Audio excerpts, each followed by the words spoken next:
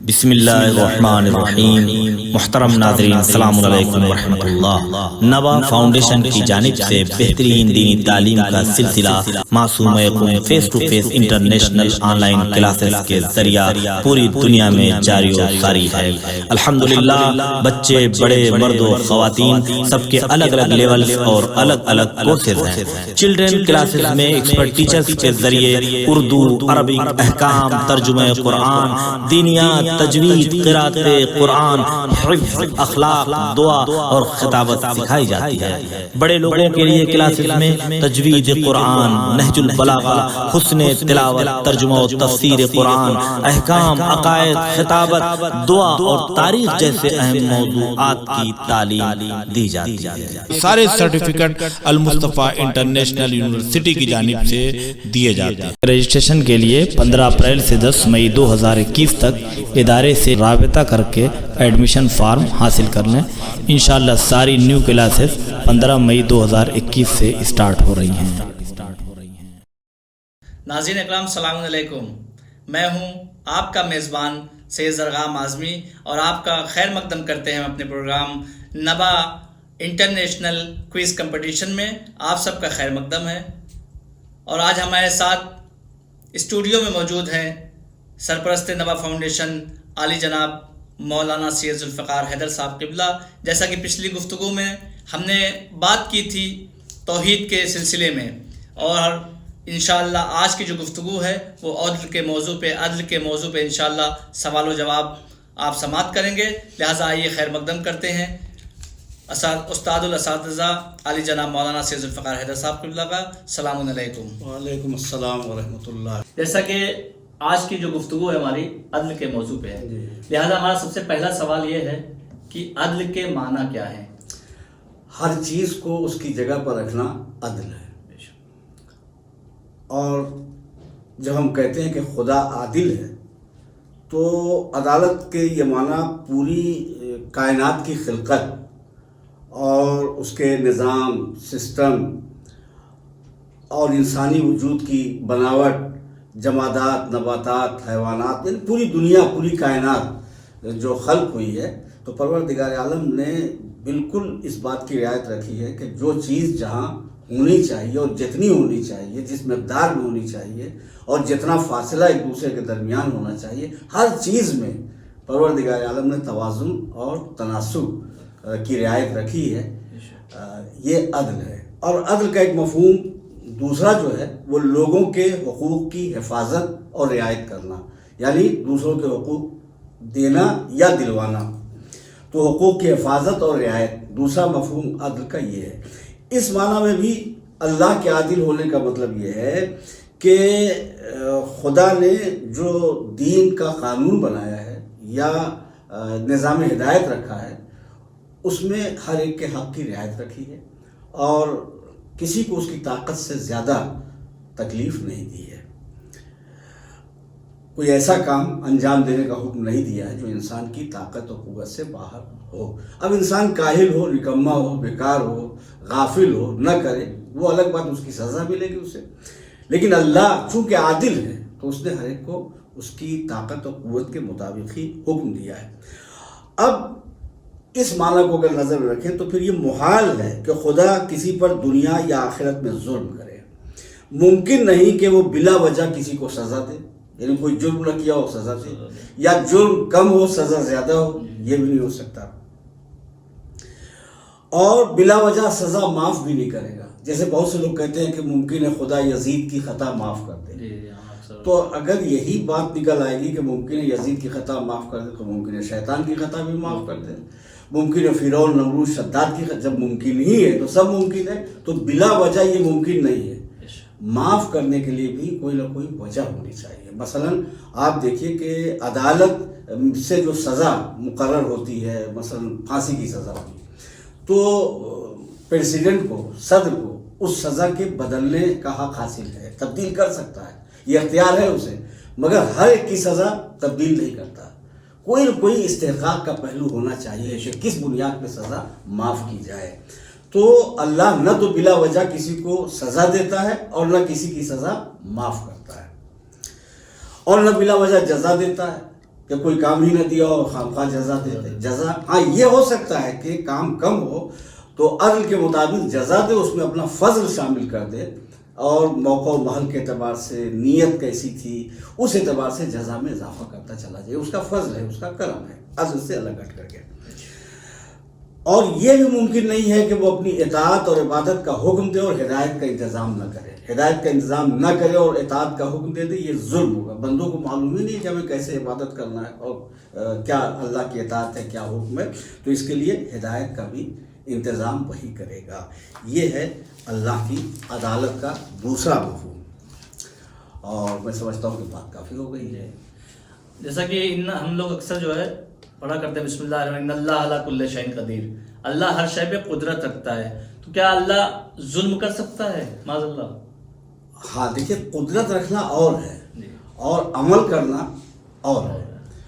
مثلا پہلی بات تو یہ کہ خدا ہر برائی سے پاک ہے اور ظلم برائی ہے اور سب سے بڑی برائی گناہ کبیرہ میں ہے اور سب سے بڑا ہے. یعنی یہ ظلم جو ہے ایک ایسی چیز ہے کہ اگر بغیر توبہ کے انسان مر جائے اور جس پہ ظلم کیا ہے اس سے معافی مانگے بغیر اگر مر جائے تو جب تک کہ مظلوم معاف نہ کر دے خدا بھی معاف نہیں کرے گا. تو کس کے حق میں ظلم کیا ہے تو یہ ایک الگ موضوع ہے، سبجیکٹ ہے تفصیلی. مگر یہ کہ خدا کسی طرح کا کوئی ظلم نہیں کرتا، ہر اعتبار سے خدا عادل ہے اور اللہ عدل کرتا ہے. تو اب ظاہر سی بات ہے کہ وہ برائی نہیں کرے گا، ظلم نہیں کرے گا قدرت رکھنے کے باوجود. دیکھیے مثلا نالی میں گندا پانی، نجس پانی بہہ رہا ہے، تو ہمارے اندر قدرت ہے کہ ہم چاہیں تو اس سے منہ دھو لیں، ہم چاہیں تو نہا لیں، لوٹا لے کر کے کوئی برتن کوئی ظرف لے کر کے غسل کر لیں. لیکن عقل کا تقاضا یہ ہے کہ یہ گندا پانی، یہ نجس پانی ہے، اس سے نہ غسل ہوگا نہ منہ دھلا جائے گا. حالانکہ قدرت ہے تو قدرت ہونے کے باوجود ہم اس پر عمل نہیں کرتے. تو جس طریقے سے گندے اور نجس پانی سے ہم منہ نہیں دھوتے قدرت ہونے کے باوجود، ایسے ہی پروردگار عالم قدرت رکھنے کے باوجود ظلم نہیں کر سکتا. بے شک.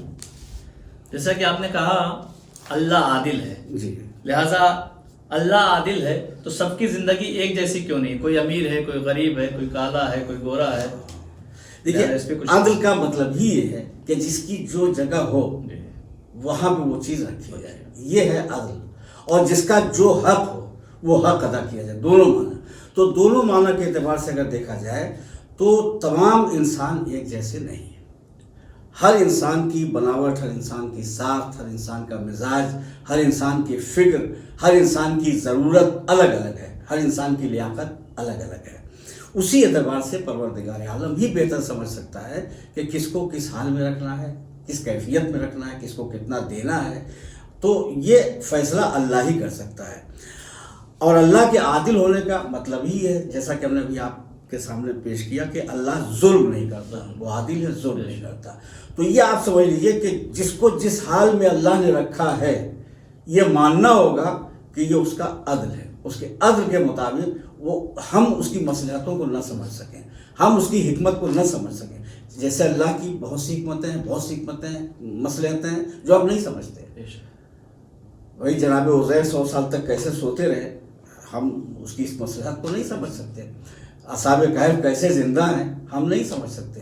جناب موسیٰ کا عصا سانپ کیسے بن گیا ہم نہیں سمجھ سکتے. تو بہت سی حکمت اور مصلحت اللہ کی وہ ہے جو ہم نہیں سمجھتے. لیکن کم سے کم یہ ہمارا ایمان اور یقین ہے اور عقیدہ ہے کہ اللہ عادل ہے، وہ کسی پر ظلم نہیں کرتا. تو اسے جس کو جس حال میں رکھا ہے وہ اس کے عدل اور فضل کے مطابق ہے، اس کی مصلحت کے مطابق ہے. مثلا آپ دیکھیں کہ ایک ڈاکٹر ہی بہتر سمجھ سکتا ہے کہ کس مریض کو کون سی دوا دینی ہے. ہر بیماری میں ایک ہی دوا سب کے لیے ممکن نہیں ہے، بلکہ مریض کا مزاج، اس کی طبیعت وغیرہ سب دیکھ کر کے اور پھر دوا کی طاقت و قوت اور مریض کے مزاج کی قوت و طاقت یہ سب دیکھنے کے بعد تو اگر ایک ڈاکٹر ہر مریض کو ایک ہی دوا دے تو ایک تماشا ہو جائے گا، یہ علاج نہیں ہوگا. تو ایک ڈاکٹر جیسے تمام مریضوں کو ایک دوا نہیں دیتا ہے تو عادل پروردگار ہر ایک کو ایک حال میں سب کو نہیں رکھتا ہے. آپ دیکھیے کہ وہی بہتر سمجھ سکتا ہے کہ کس کو کتنا رزق دیا جائے، صحت مند ہو، بیمار ہو، دولت ہو، غربت ہو، رنگ روپ کیسا ہو، شکل و صورت کیسی ہو. جس کے لیے جو فیصلہ اس کا ہے اس کے حق میں وہی بہتر ہے۔ بہت سے ایسے واقعات ہمارے یہاں معجزات ملے ہیں کہ مثلا امام نے پیدائشی نابینا کو وقتی طور پر بینائی کی قوت، دیکھنے کی طاقت عطا کی ہے، اور اس نے لوگوں کی اصل حقیقت اور کیفیت دیکھی، تو انسان جو اس کی اصل فطرت ہے، یعنی کتا، بلی، سور، اس شکل میں دیکھنا شروع کیا۔ کہا مولا مجھے اسی حال میں پہنچا دیے جیسا میں تھا۔ تو اللہ ہی بہتر سمجھتا ہے کہ کسے کس حال میں رکھنا ہے۔ اگر اس سے الگ ہٹ کے حال میں رکھا جائے گا تو اس کا جینا مشکل ہو جائے گا، زندگی محال ہو جائے گی۔ تو جس کو جس حال میں رکھا ہے وہی اس کے حق میں بہتر ہے۔ یہی اللہ کی مصلحت ہے، عدل ہے، حکمت ہے، اس کے حق میں بہتر ہے۔ خدا کی مصلحت ہے، جیسا کہ ہم نے کہا کہ ہم سمجھ نہیں سکتے۔ یہ یقین رکھنا چاہیے کہ وہ عادل ہے اور ہر مصلحت اس کی عدل، اس کے فضل کے مطابق۔ آپ دیکھیں پتھروں میں بھی تمام پتھر ایک جیسے نہیں، بے شک۔ نباتات میں، پیڑ پودوں میں تمام درخت ایک جیسے نہیں، ہر درخت کا مقدر اور ہر درخت کی قیمت اور ہر درخت کا سائز ایک جیسا نہیں، ہر پتھر کی قیمت اور ہر پتھر کا سائز اور ہر پتھر کا مقدر ایک جیسا نہیں۔ ایک پتھر ہے جو ٹھوکروں میں ہے، ایک پتھر ہے جو ہیرا ہے، جواہرات میں تبدیل ہے، تو پتھروں کا مقدر الگ الگ ہے۔ تو اور کسی کو کوئی شکوہ ہی نہیں، پروردگار اچھی طرح سمجھتا ہے، یعنی ان پتھروں کی بھی ضرورت ہے جو ٹھوکروں میں ہیں۔ اگر جواہرات ہی پیدا کرتا تو مکان کیسے بنتے ہیں؟ تو ہر چیز کی ضرورت ہے، خدا نے کس چیز کو کس ضرورت کے لیے کہاں خلق کیا ہے ہم مصلحت نہ سمجھ سکیں، لیکن ہر چیز اس کے عدل اور فضل کے مطابق ہے۔ تو آپ دیکھیں کہ نہ تمام پتھر، نہ تمام درخت، نہ تمام حیوان، نہ تمام انسان ایک جیسے، بلکہ حد یہ ہے کہ رسولوں میں بھی تمام رسول، تمام انبیاء ایک جیسے نہیں ہیں۔ تلک الرسل فضلنا بعضهم علی بعض، اس میں کوئی صاحب شریعت ہے، کوئی بس نبی ہے، کوئی ایسا ہے کہ جو صاحب کتاب ہے، کوئی ایسا ہے جو اولو العزم ہے، تو الگ الگ مرتبے، الگ الگ درجے۔ تو اللہ ہی بہتر سمجھ سکتا ہے کہ کس کو کیا عہدہ دینا ہے، کیا منصب دینا ہے، کیا درجہ دینا ہے، کس کو کس حال میں رکھنا ہے۔ اسی طریقے سے آپ دیکھیں کہ کسی بھی ہمارے جسم کے تمام اعضاء ایک جیسے نہیں ہیں۔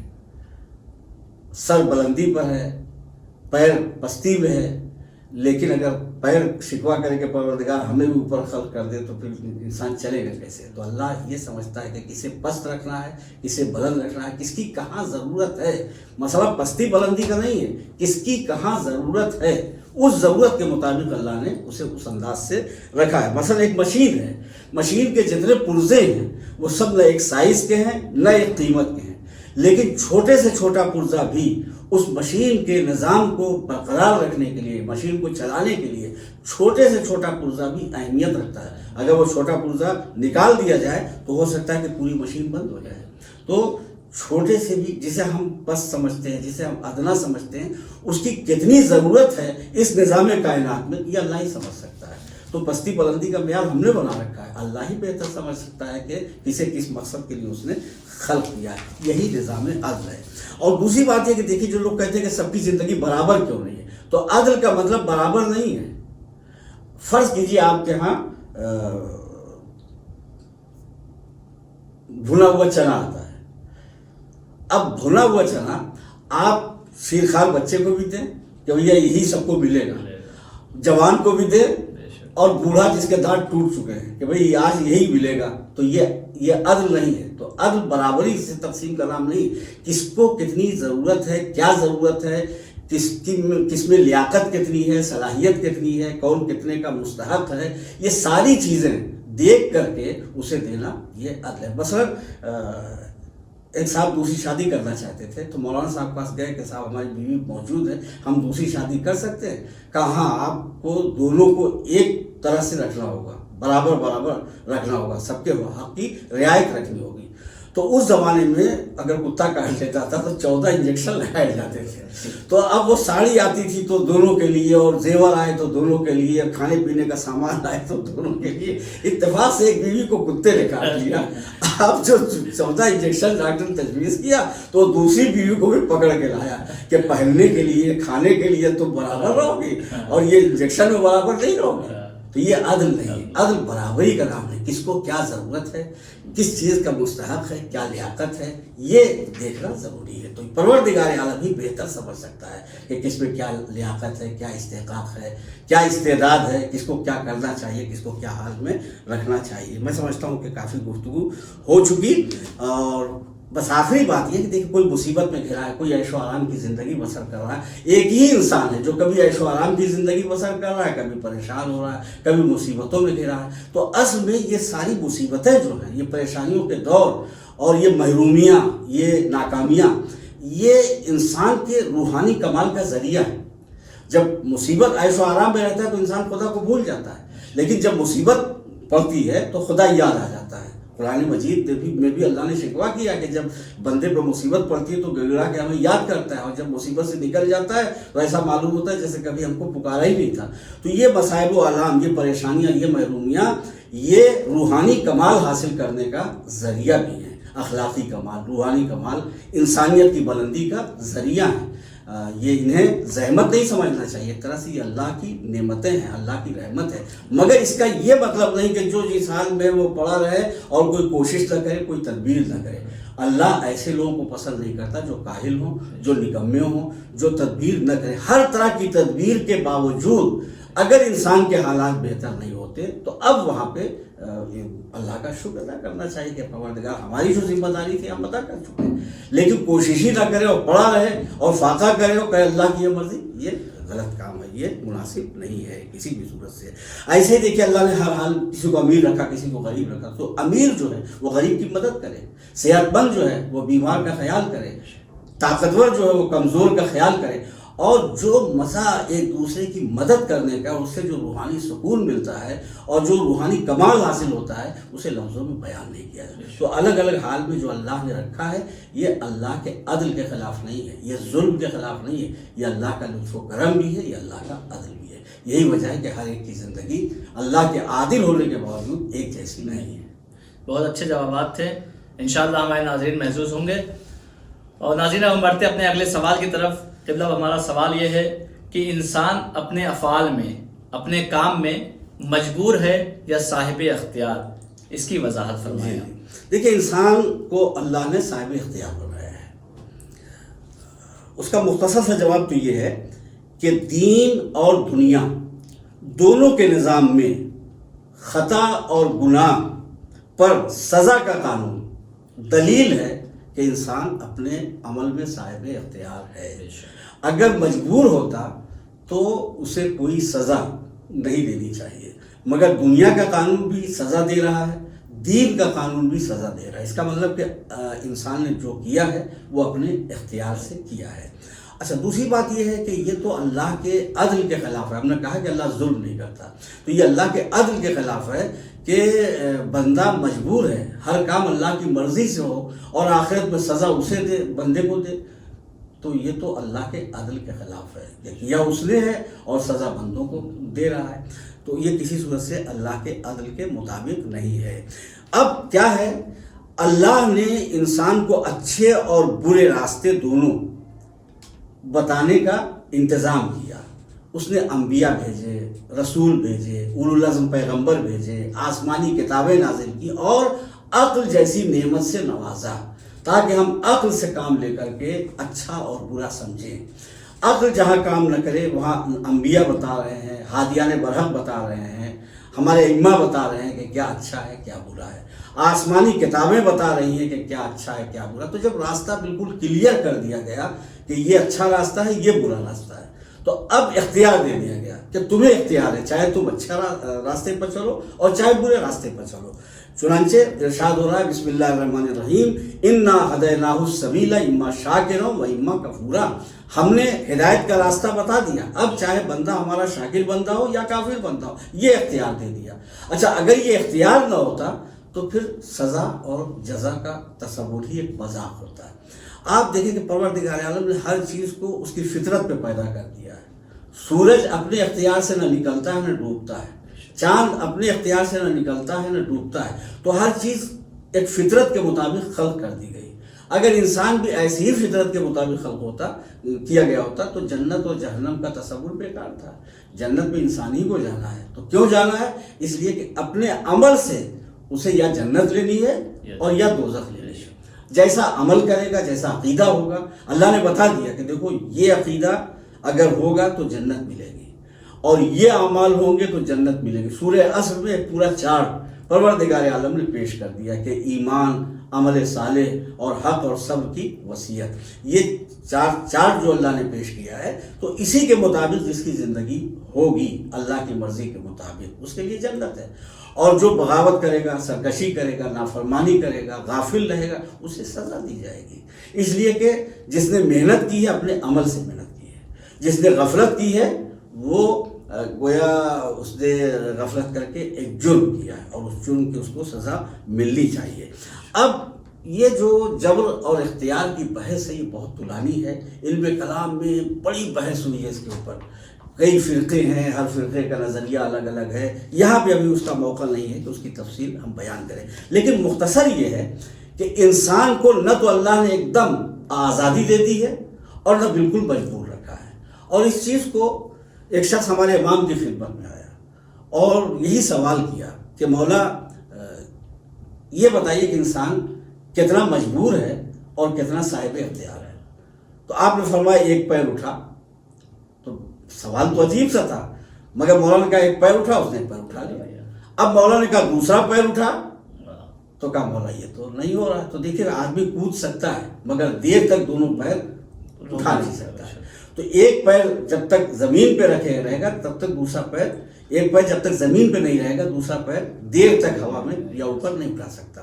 تو مولانا نے کہا دیکھ ایک پیر تو نے آسانی سے اٹھا لیا، اتنا تو صاحب اختیار ہے. دوسرا پیر نہیں اٹھا پا رہا ہے، اتنا تو مجبور ہے. تو انسان دیکھیے اپنے اختیار سے اس دنیا میں نہیں آتا ہے، اور نہ انسان کا اختیار موت پہ ہے. تو نہ آنے میں اختیار ہے نہ جانے میں اختیار ہے. اس درمیان کی جو زندگی ہے، اس زندگی میں اللہ نے اسے یہ اختیار دیا ہے کہ تم چاہے اپنی جنت بناؤ اور چاہے اپنی دوزخ بناؤ. جیسے بہت اچھی بات کسی نے کہی تھی کہ پروردگار عالم نے کسی کو کالا بنایا، کسی کو گورا بنایا، کسی کو ناٹا بنایا، کسی کو لمبا بنایا. تو جب آدمی آئینے کے سامنے کھڑا ہوتا ہے تو دوسرے کا چہرہ اس کے دماغ میں ابھرتا ہے کہ فلاں آدمی تو ہم سے زیادہ حسین ہے. تو اللہ کہتا ہے کہ ٹھیک ہے، ہم نے پہلی منزل میں جو مصلحت سمجھی اور ہماری جو حکمت تھی اس کے مطابق ہم نے تمہارا چہرہ، مہرہ، قد بنا دیا. آنکھیں ایسی اور زلفیں ایسی اور رخسار ایسے اور ہونٹ ایسے، کوئی کالا کوئی گورا، کوئی اچھا مطلب خوبصورت بظاہر اور کوئی بظاہر بدصورت. تو اللہ نے جیسی مصلحت سمجھی ویسا بنا دیا. اب اللہ کہتا ہے ٹھیک ہے، بھیجا ہم نے اپنی مصلحت کے مطابق. اب جب تم ہمارے یہاں آؤ گے تو ہم نے تمہیں اختیار دیا، تم جیسا چہرہ جب چاہو لے کے آ سکتے ہو. اچھے کام کر کے آؤ گے تو نورانی چہرہ ہوگا، برے کام کر کے آؤ گے تو سیاہ چہرہ ہوگا. اتنا سیاہ چہرہ ہوگا کہ وہاں پر آئینے تو لگے نہیں ہوں گے کہ آدمی اپنا چہرہ دیکھ سکے. تو کالے چہرے والے ایک دوسرے کا چہرہ دیکھیں گے، ارے ابھی تو تم ٹھیک تھے، تمہارا چہرہ کالا کیسے ہو گیا؟ تو دوسرا کہے گا تمہارا بھی چہرہ تو کالا ہے. تو وہاں پہ آئینہ نہیں ہوگا، ایک دوسرے کا چہرہ ایک دوسرے کو دیکھ کر کے وہ گویا آئینے کا کام کرے گا. تو بہرحال تو انسان کو اللہ نے اختیار اسی لیے دیا ہے تاکہ اپنے اختیار سے، اپنی آزادی سے وہ اپنی جنت یا اپنی دوزخ حاصل کرے. یہ اختیار دے دیا ہے تاکہ اختیار کی بنیاد پر جزا اور سزا کے ہم مستحق ہوں. مثلا ایک شخص کے ہاتھ میں راشا ایک بیماری ہے جس میں ہاتھ پیر ہلتے ہیں. تو اب یہ ایک راشا بیماری ہے، ہاتھ پیر ہلتے ہیں، قابو میں نہیں ہے، گلاس سے پانی پینا مشکل ہو جاتا ہے، چائے پینا مشکل ہو جاتا ہے. اب اس سے کہا خبردار اگر ہاتھ ہلا تو سزا ملے گی. تو یہ ایک مذاق ہوگا، یہ حکم نہیں ہوگا. بھائی جب قابو ہی نہیں رکھتا ہے تو اب وہ ہل رہا ہے اس کا، اب وہ چائے گر رہی ہے، گلاس سے پانی چھلک رہا ہے، تو اب اسے قابو نہیں، اختیار نہیں. اگر سزا دی جائے تو سزا دینے والے کو لوگ برا بھلا کہیں گے کہ ہاں بھائی سے سزا دے رہے ہو. اچھا تو اب ایک شخص کو حکم دیا جائے کہ ہاتھ ہلے نہیں، پیر ہلے نہیں، جسم میں حرکت نہ ہو. اور ایک شخص ایسا ہے کہ جس میں فالش کا اثر ہو گیا. اب اس سے کہے ہاتھ ہلاؤ، پیر ہلاؤ، ارے فالش کا اثر وہ ہلائے گا کہاں سے؟ سب تو بیکار پڑے گا. تو ایک سے کہا جائے ہاتھ نہ ہلاؤ، ایک سے کہا جائے ہاتھ ہلاؤ، تو وہ ہلانے پر قدرت نہیں رکھتا اور یہ روکنے پر قدرت نہیں رکھتا، مجبور ہے. تو مجبور کو حکم نہیں دیا جاتا جس چیز سے مجبور ہے. اس لیے اللہ نے انسان کو صاحب اختیار بنایا ہے کہ ہر عمل وہ اپنے اختیار کی بنیاد پہ کر سکے، اور اپنے قول اور عمل میں اللہ نے آزاد رکھا ہے، جو چاہو کہو، جو چاہو نہ کہو، گانا گاؤ، قرآن کی آیت پڑھو، دوسروں کو گالیاں دو، چاہے دعائیں پڑھو، اللہ ملک الموت کو نہیں بھیجے گا کہ یہ غلط استعمال کر رہا ہے زبان کا، اس کی روح قبض کر لو۔ ایک دن رکھا ہے یوم جزا و یوم سزا، اس دن جو ہے اس زبان اور اعضاء و جوارح سے جو انجام دیا ہے عمل، تو جزا اور سزا اس فیصلے کی بنیاد پر ہوگی۔ تو اب آپ یہ سمجھیے کہ دنیا میں جو بندوں کو اختیار دیا گیا ہے، یہ اختیار دنیا میں امتحان ہے، یہ دنیا ایگزام ہال ہے، امتحان حال ہے۔ ہمیں آزادی دے کر، ہمیں اختیار دے کر کے اللہ نے اس ایگزام حال میں ہمیں بھیج دیا ہے کہ دیکھیں تم فیل ہوتے ہو یا پاس ہوتے ہو، اور آخرت میں جو جزا یا سزا سنائی جائے گی وہ نتیجہ امتحان ہے۔ جو جیسا امتحان میں پیپر ہم نے لکھا ہوگا ویسے ہی وہاں پہ ہم کو نتیجہ ویسے ہی ملے گا۔ تو دین اور دنیا دونوں نظام میں گویا خطا پہ سزا دی جا رہی ہے۔ یہ سزا اس بات کا ثبوت ہے کہ انسان اپنے عمل میں صاحب اختیار ہے۔ ناظرین، اب ہم بڑھتے ہیں اپنے آخری سوال کی طرف، اور ہمارا آخری سوال قبلہ سے ہے کہ عقیدہ جبر کی بنیاد کیوں پڑی؟ ہاں، یہ بھی ایک اہم سوال ہے۔ پہلے تو جبر و اختیار ہی کا مسئلہ اہم تھا۔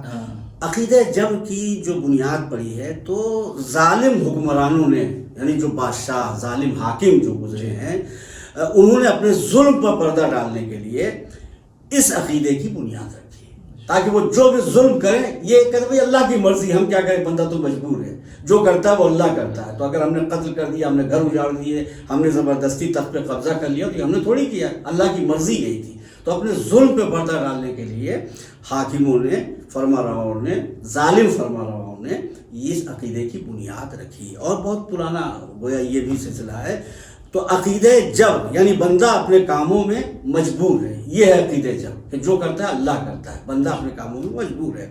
یہ عقیدہ اپنی کوتاہیوں، غفلتوں، ناکامیوں، خطا اور ظلم پر پردہ ڈالنے کے لیے رائج کیا گیا، جبکہ قرآن مجید میں بالکل صاف اعلان ہے، لا اکراہ فی الدین، ہمارے دین میں کوئی جبر نہیں ہے۔ تو جبر نہیں، اس کا مطلب بندوں پہ کو اختیار دیا گیا ہے، اپنے عمل میں آزادی ہے، اختیار ہے، جیسا چاہے ویسا عمل کرے۔ خدا خود کہہ رہا ہے کہ ہم نے کوئی جبر نہیں رکھا، تو بندے کہہ کے صاحب مجبور ہیں، تو بندوں کی مانیں یا خدا کی مانیں۔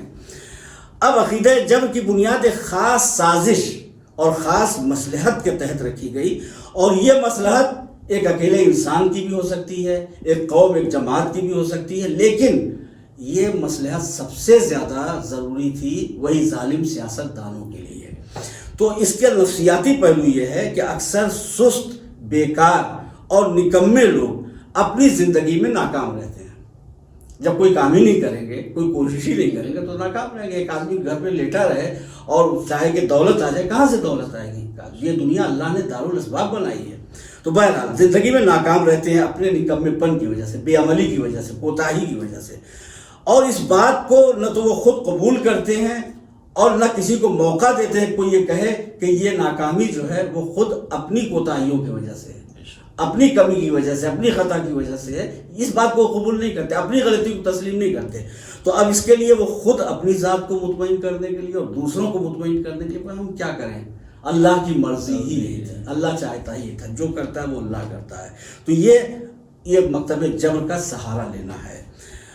اور اب رہ گیا یہ کہ ظالم حکمراں جو تھے انہوں نے یہ دیکھا کہ اگر ہم ظلم کریں گے تو ایک انقلاب پیدا ہو سکتا ہے، ایک بغاوت پیدا ہو سکتی ہے۔ تو یہ اگر دماغوں میں بات بیٹھ جائے کہ بھائی یہ حاکم جو اس کی غلطی نہیں ہے، جو کرتا ہے وہ اللہ کرتا ہے، تو اب مظلوموں کو اللہ ملے گا نہیں کہ اس سے لڑائی کریں یا جھگڑا کریں یا بغاوت کریں یا سرکشی کریں۔ تو اب وہ خاموش رہ جاتے ہیں کہ بھائی ٹھیک ہے، کیا کریں، جب اللہ ہی کی مرضی ہے تو اللہ کی اسی حال میں ہم کو دیکھنا چاہتا ہے۔ لیکن دھوکہ یہاں پہ یہی ہے کہ اللہ نے دنیا کو عالم اسباب بنایا ہے، انسان جو بوئے گا وہی کاٹے گا، جیسا کرے گا ویسے ہی نتیجہ اسے ملے گا، انسان جیسا عمل کرے گا ویسے ہی اس کو اس کا رزلٹ ملے گا۔ ایک طالب علم نہ پڑھتا ہے، نہ لکھتا ہے، گھومتا ہے، ٹہلتا ہے، سیر و تفریح کرتا ہے، امتحان میں فیل ہو جائے، اور جب کوئی کہتا ہے بھائی کیوں فیل ہو گئے، کہ اللہ کی مرضی، اس کا اللہ کی مرضی سے تعلق نہیں۔ ہاں، اگر ایک طالب علم محنت کرتا ہے اور بہت اچھی کاپی لکھتا ہے، پیپر بہت عمدہ لکھتا ہے، اس کے باوجود فیل ہو جاتا ہے، تو اس کا مطلب ہے کہ اس پر کسی کا ظلم ہوا ہے، چاہے ایگزامنر کا ظلم ہوا ہے، چاہے کسی دشمن کا ظلم ہوا ہے، کسی دشمن کا دباؤ ہوا ہے، تو یا کوتاہی ہوئی ہے یا ظلم ہوا ہے۔ اللہ کا اس کوتاہی اور اس ظلم سے تعلق نہیں ہے۔ ہاں البتہ اتنا ضرور ہے، جس نے کوتاہی کی ہے اسے کوتاہی کی سزا ملے گی، اور جس نے ظلم کیا ہے اسے ظلم کی سزا ملے گی، اور جو مظلوم ہے اسے جزا دے گا پروردگار عالم۔ اگر اس دنیا میں مظلوم رہا ہے تو آخرت میں اس کی جزا پروردگار عالم عطا فرمائے گا۔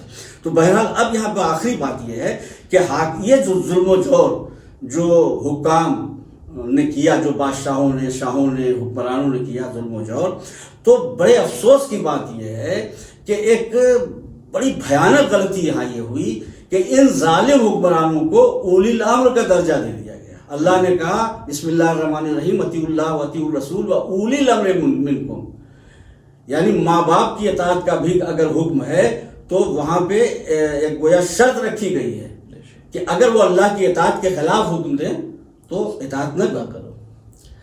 تو ماں باپ کی اطاعت کے لیے تو اللہ نے وہاں شرط رکھی ہے، لیکن یہاں پہ اللہ کی اطاعت، رسول کی اطاعت اور اولی الامر کی اطاعت، یہاں کوئی شرط نہیں، جو حکم دے، جو آرڈر دے اس پہ عمل کرنا ہے۔ تو ان ظالم حکمرانوں کو لوگوں نے اولی الامر کہہ دیا۔ تو اولی الامر کی صفت یہ کہ جو کہے اس پہ عمل کرنا ہے، جو کرے اس پر صبر کرنا ہے، اسے قبول کرنا ہے۔ تو یہ ظالم حکمرانوں نے ایک غلط نظریے کی بنیاد رکھی، مگر یہ غلط نظریے کی بنیاد ایک ایسی گمراہی کی بنیاد بن گئی کہ جس کے ماننے والے نہ تو آخرت میں نہ تو دنیا میں اچھے دن دیکھ سکے، اور نہ آخرت میں ہی ان کو اچھی زندگی میسر ہوگی۔